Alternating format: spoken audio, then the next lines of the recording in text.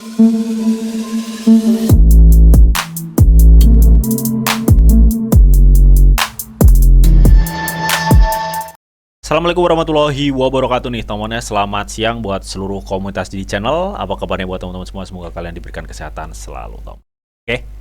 Oke teman ya, di kesempatan kali ini teman gua akan coba untuk ngepantau sentimen and news cryptocurrency ya. Fokusnya ke Bitcoin atau mboknya kripto. Ada sentimen apa dan news apa. Nanti bakal gue ulas semua ya di video ini. So pastikan kalian tonton sampai habis teman. Oke teman, sebelum gue lanjut ya untuk ngebahas itu semua, jadi buat teman-teman semua yang mungkin belum subscribe channel gue, silahkan subscribe dulu teman ya. Kenapa? Karena setiap harinya di sini gue akan share informasi seputar news cryptocurrency dan updateannya teman ya. Dan buat teman-teman semua yang mungkin ya belum masuk di grup Telegram gue, silahkan masuk karena di sini juga setiap harinya gue akan share informasi seputar news cryptocurrency dan updateannya. Dan gue juga seringkali share informasi seputar token and crypto yang cukup early dan big potential, dan kalian juga bisa sharing crypto ke gue dan teman-teman yang ada di grup, dan semua itu gratis ya. Untuk link join gue sediain di kolom deskripsi. So tunggu apa lagi, gue tunggu kalian di grup Telegram gue. Oke, jadi kita langsung aja ya untuk ngelihat perkembangan market cryptocurrency saat ini teman. Jadi di sini teman ya, untuk Fear and Greed Index ini terlihat netral ya, tapi ini berada di rate 60-an ya, di 60-an. Artinya sudah ada peningkatan daripada minggu-minggu kemarin lah ya untuk Fear and Greed Index.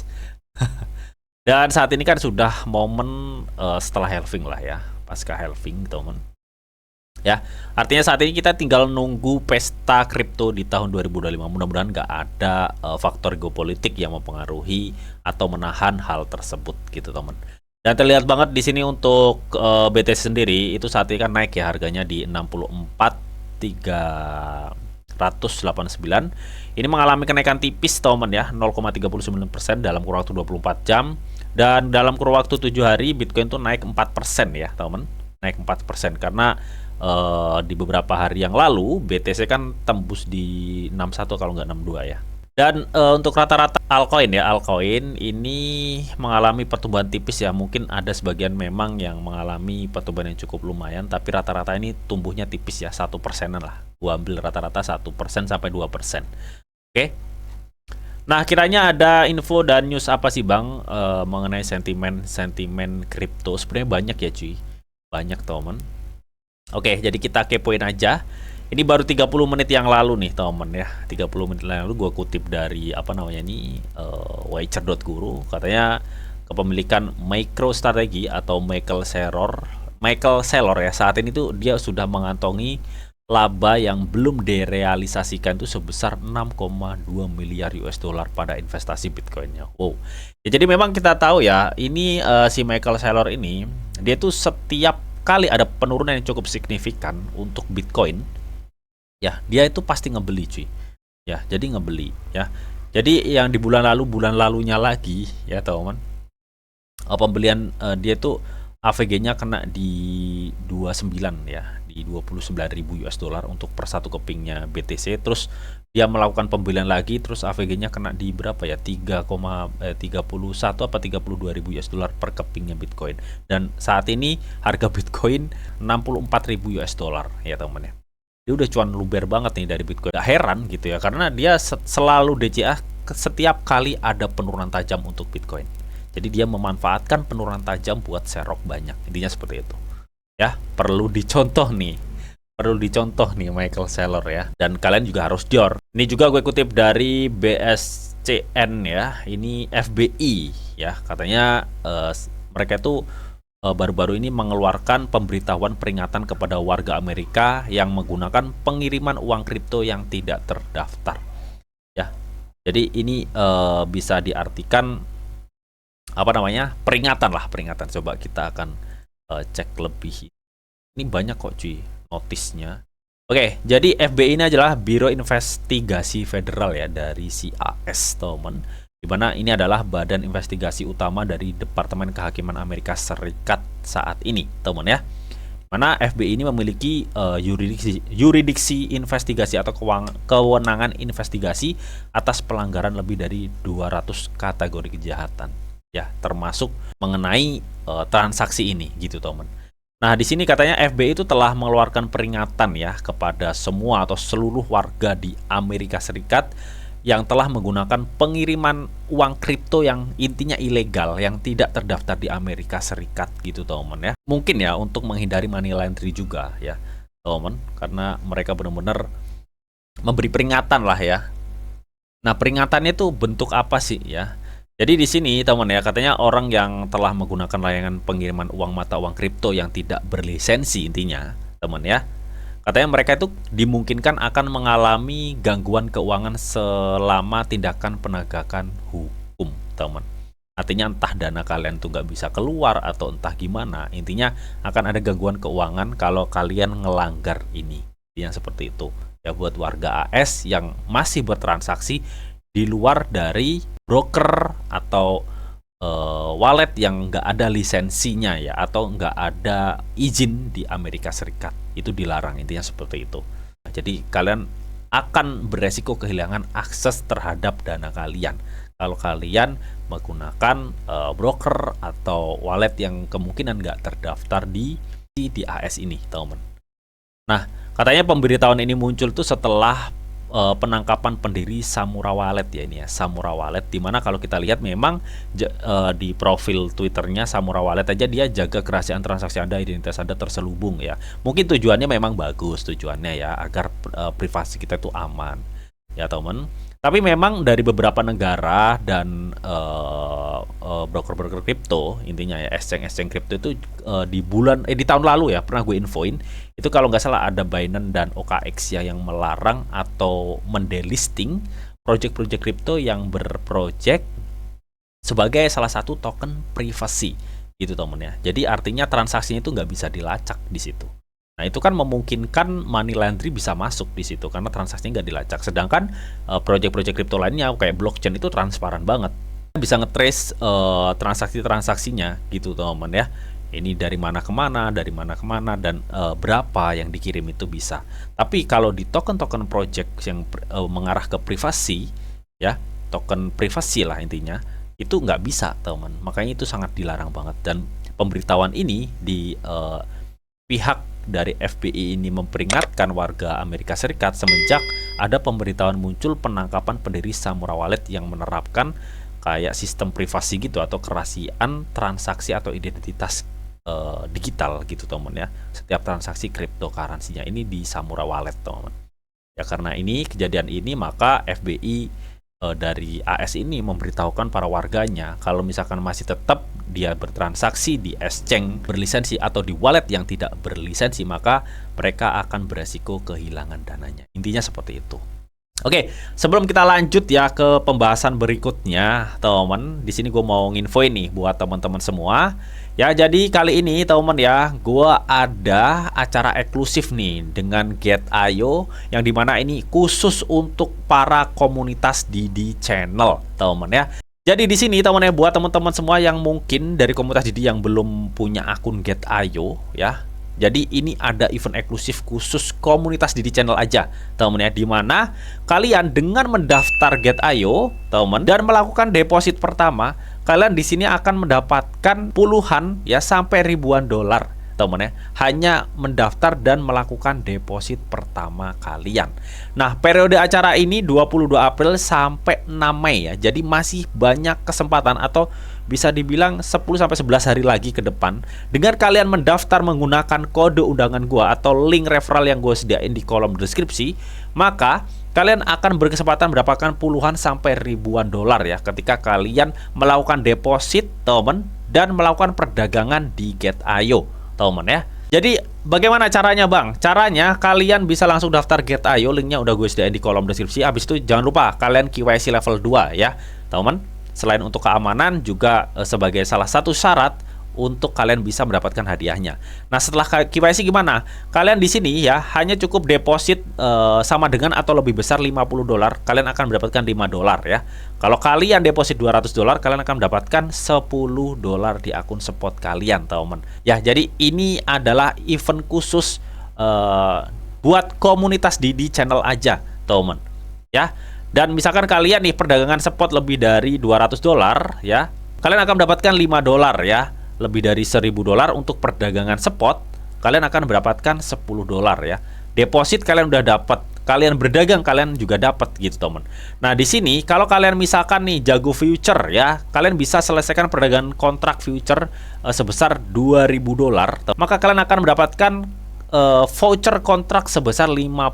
Nah, voucher kontrak ini bisa kalian pakai untuk perdagangan atau trading future juga. Dan di sini untuk catatan hanya pengguna baru yang mendaftar melalui tautan inklusif dari Didi Channel ini ya, dari komunitas gua, tahu mana? Ini untuk periodenya 22 April sampai 6 Mei. Jadi melewati periode ini, maka hadiahnya nggak akan terhitung. Jadi manfaatkan kesempatan ini buat teman-teman semua yang mungkin belum punya akun Get.io. Oh iya teman ya, dan gak hanya itu teman ya, saat ini juga Get.io sedang merayakan ya penyelesaian halving BTC. Ya di sini event juga nih, katanya di sini kalian dapat memenangkan voucher startup gratis atau klaim airdrop gratis teman ya. Jadi artinya di sini kalian bisa memanfaatkan volume perdagangan kalian di platform exchange Get.io ini untuk mendapatkan voucher startup. Nah, voucher startup ini gunanya untuk apa? Untuk mengklaim airdrop gratis di Get.io Startup ya. Untuk Get.io Startup itu apa bang? Kalian bisa tonton video gua ya di Get.io Startup paket lengkap di channel. Kalian ketik aja gitu, pasti nanti akan muncul cara bagaimana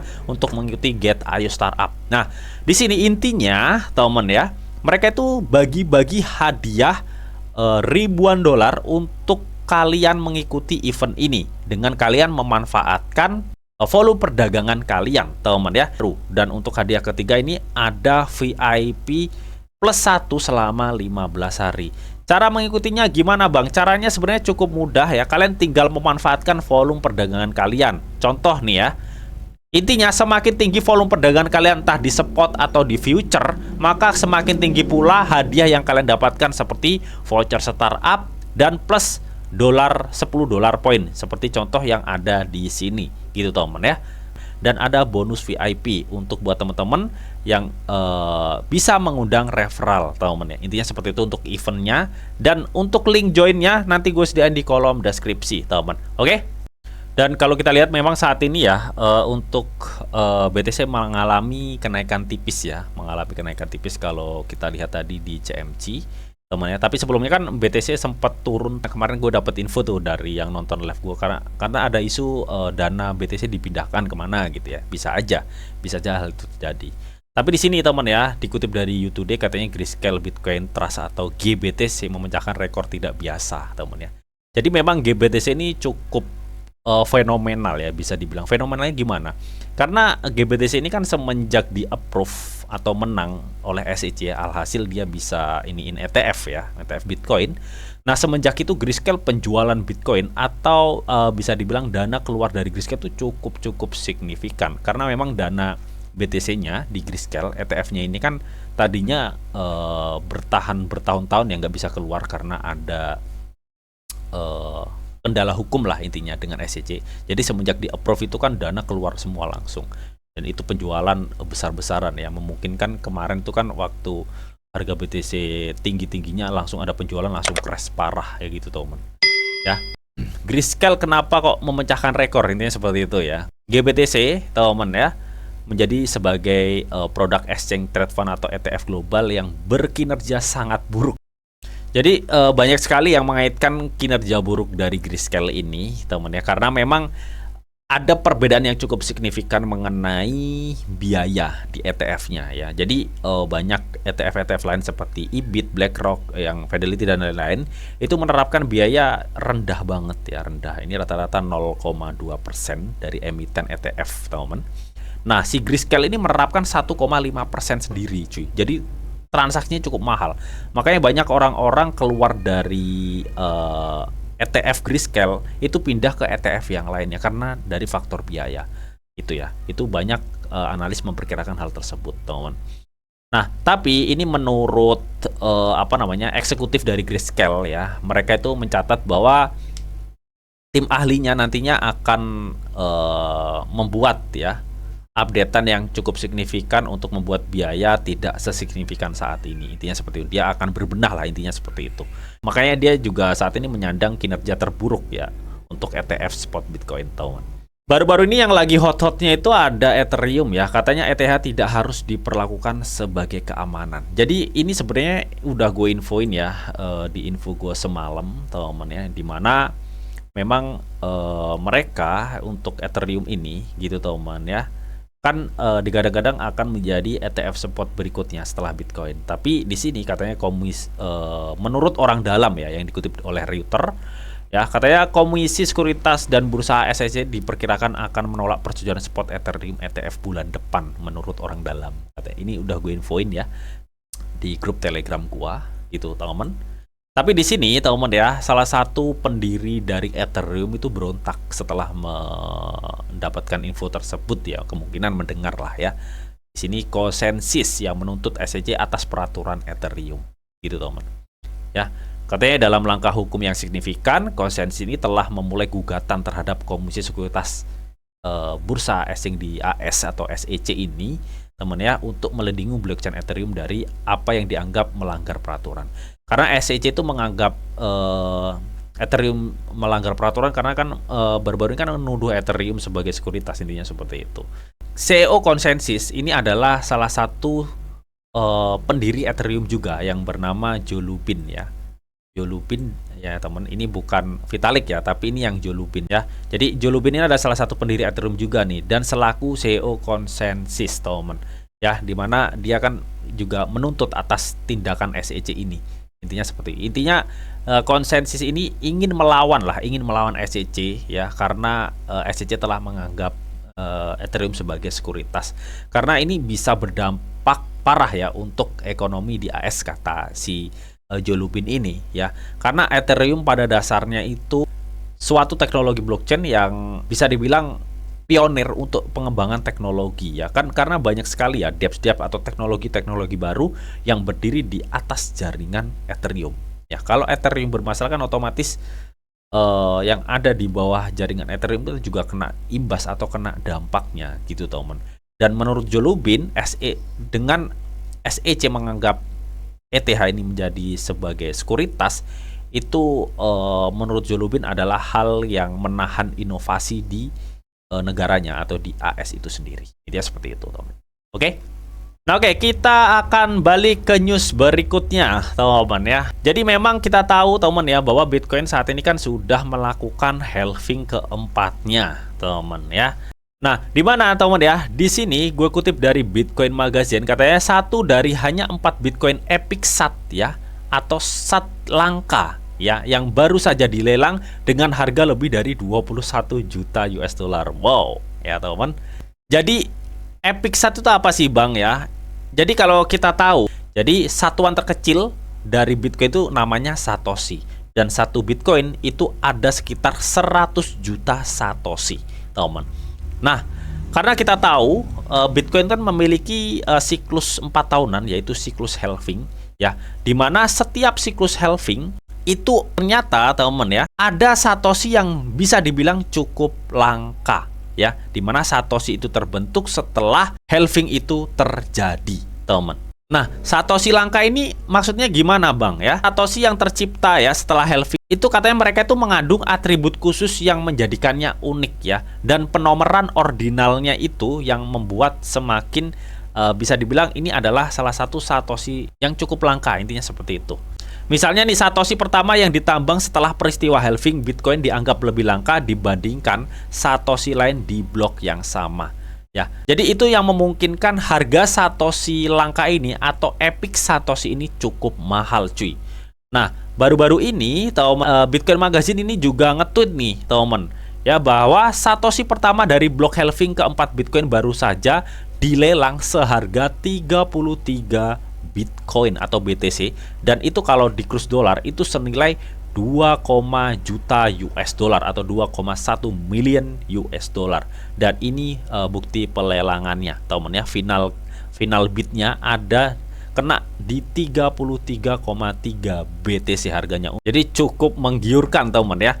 Jadi ini adalah salah satu keuntungan para penambang juga ya, yang benar-benar mati-matian menambang setelah acara halving itu terjadi ya, dimana kan block rewardnya itu berkurang separuh, artinya penambangannya juga makin susah, teman ya, untuk Bitcoin ini.